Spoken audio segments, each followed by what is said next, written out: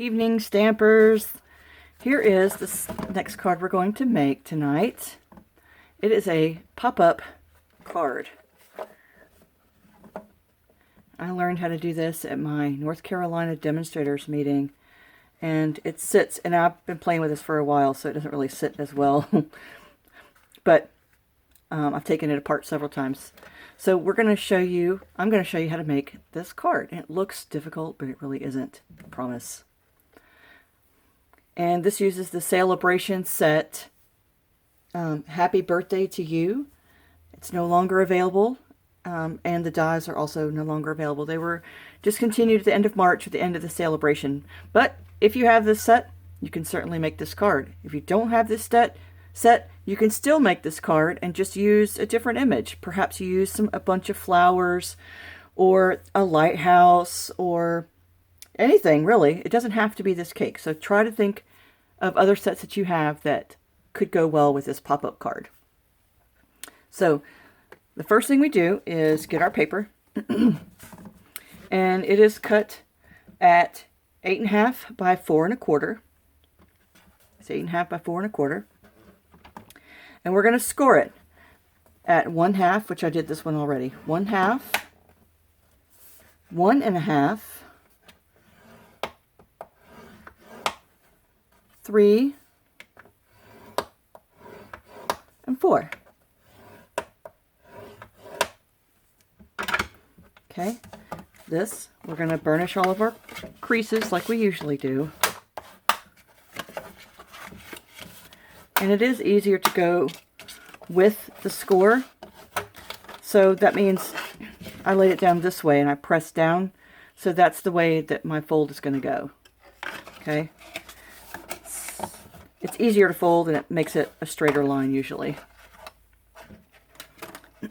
So as you can see, this is going to be our box. But we're not going to glue that together yet because we have the decorations to put on there. We have these two pieces. By the way, this is Purple Posy cardstock on this cake is stamped on Purple Posy with Highland Heather purple because we don't have Purple Posy ink. Something went wrong during the processing and we never got that in color for ink, but we have the paper and it's gorgeous. So I have cut this. Let me find where I put my stash. And Purple Posy, we have lots of different patterns, and there's a paper stack of the in colors, and these are some of the designs. There's some script, some little like peacock swirls or whatever you want to call that shape, gingham, and diamonds. So I'll use the gingham. So we need a piece of gingham and a piece of Highland Heather. Let me just make sure this is the right piece. I'm going to take this apart. I did that on purpose, don't worry.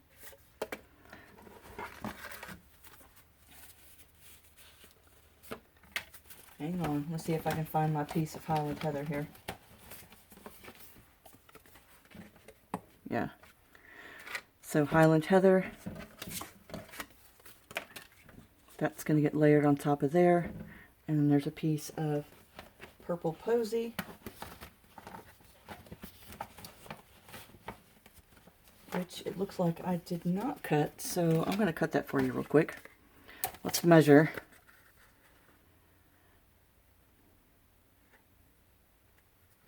Helps if my ruler's the right way. So it's 4 1/4 by 2 3/4, it looks like. So let me get my paper trimmer.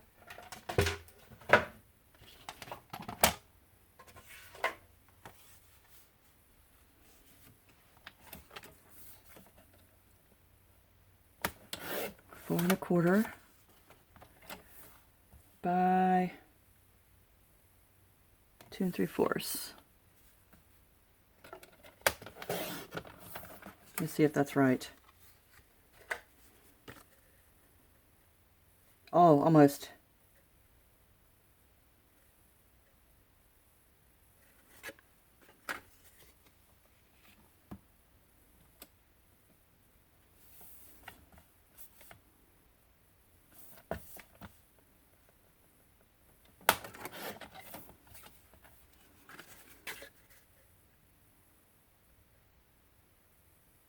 I'm not going to worry about that little piece down there.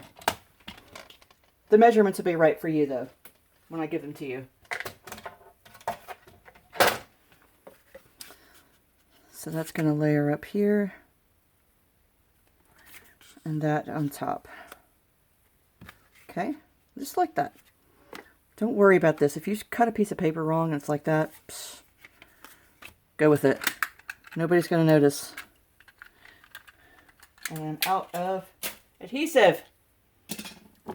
Okay, we'll just use glue.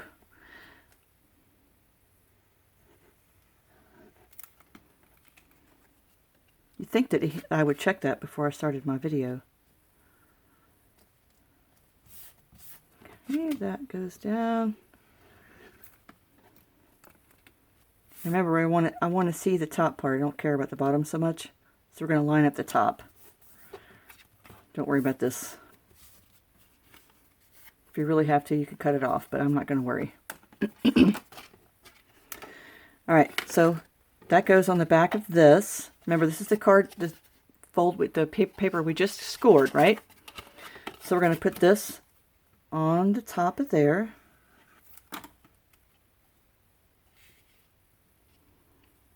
It's a really tiny layer up there. Alright. See, I took my card apart so you could see. And I've lost, here it is. So the next thing we're going to stamp is Happy Birthday. Let me put my glue on, cap on before I get glue everywhere.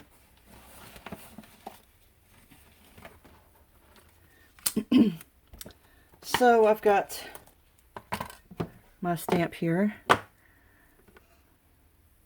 You can always lay it down like that and then pick it up. That way you know it's straight. It's a nice little trick I found. Okay, and we need Highland Heather ink, because that's the color purple we have. Ink that up.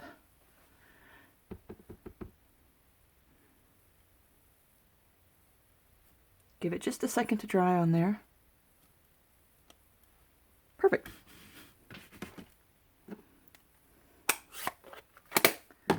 Okay, and now this gets attached to our purple piece here. There, you can see it here.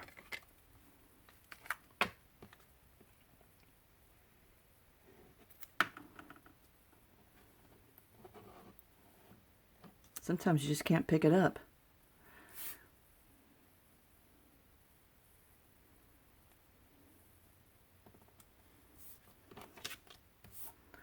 Okay, now we're going to get, now here's the fun part. You think this is going to be tricky to glue all that down? No, sir. So what you do, first, we're going to glue this flap down, okay? This is the part that closes up this box. So you're going to put glue on this top flap. And you're going to fold it over. Just that one. Don't fold this one. And you're going to make it flat down, just like this. I have to hold it because I have liquid glue. So see how it's flat, but when you're done drying, it's going to pop right back up. You can't see that. So it's going to dry flat, and then you just pop it right up. See? So it'll dry flat, and it'll mail flat. So once that's dry, it'll pop right back in. See? That way, you know it's exactly even too. So to attach this part, I'm going to trim off a little bit here. I don't like that big edge. So now we're going to get our other little piece of paper that we have. I didn't show you how to cut it, but it's here. And I'll put this in the measurements to make sure I get it right. But this piece is I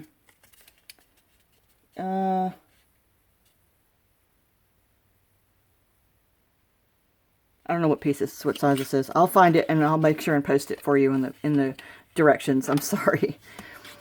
So we'll get this piece. This is the pop-up piece. Okay, this makes the second little shelf, if you will. So it goes on like this. So you have your box popped up, and it's going to go even with the bottom, and that box is going to get attached right here. Okay, so we're going to make the card flat. So now it's like the regular card front size. That gets laid down even with the edge at the bottom. You can't see that. Even with the edge down here at the bottom. But remember, you don't, this is going to get popped up again, so don't put glue too far up. So we're just going to put a little bit down here at the bottom. Okay, that looks kind of thin. This is a movement card, so you want to make sure you use good strong adhesive. And make sure you have adhesive at all. I don't know what's going on here. Alright. There we go. Good adhesive. Now your card base is flat. And we're going to put this one right at the edge. And centered. We're going to let that dry for a second.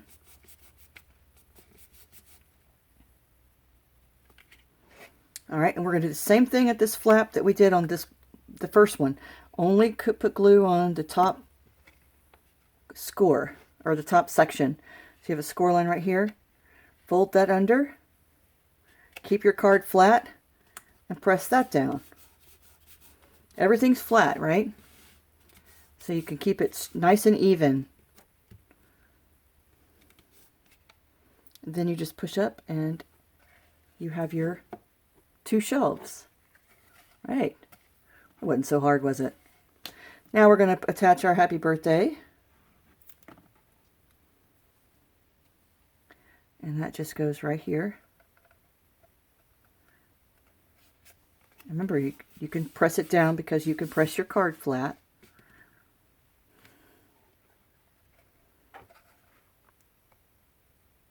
That's why I like the green Tombow.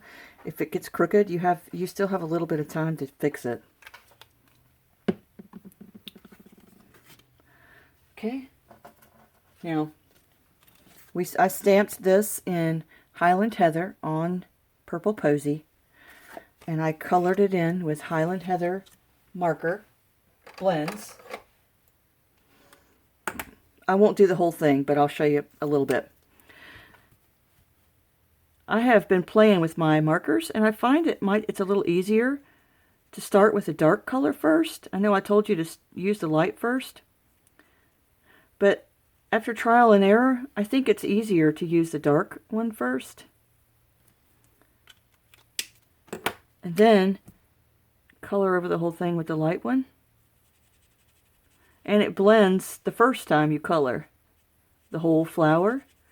Because before, I was having you color the whole thing in light and then shade. And then you have to color it with the light to blend it. It's a lot of coloring. So I found if you do the dark first and then the light, it blends it all in one fell swoop. So I won't color the whole, and obviously, and I did not color the whole thing on this one. It sure makes it a lot easier to stamp or to make the card. And if you'll notice too, see those little white dots? I used the chalk marker. This thing is so underrated. I love it. Thank you to my North Carolina demonstrator meeting for Tamara for showing this. So we get the chalk marker and you color in the places you want to be kind of white or opaque. And it'll dry a little bit lighter, as you can see here. It's dried quite a bit lighter than when I color it, but in person it makes a big difference. And I also used Wink of Stella on my flowers. Can you see how pretty that sparkly is? And then I used some silver paper with the die that comes with the set. I won't show it to you because I'll just tease you. And then I am going to attach it with mini dimensionals.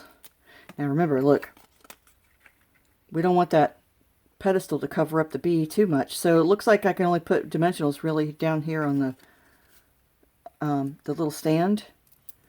So I'm going to put several, more than I usually would put on a card, because I want that to stay. I don't want it to come off. We'll put one there. go in there. Oh, what the heck.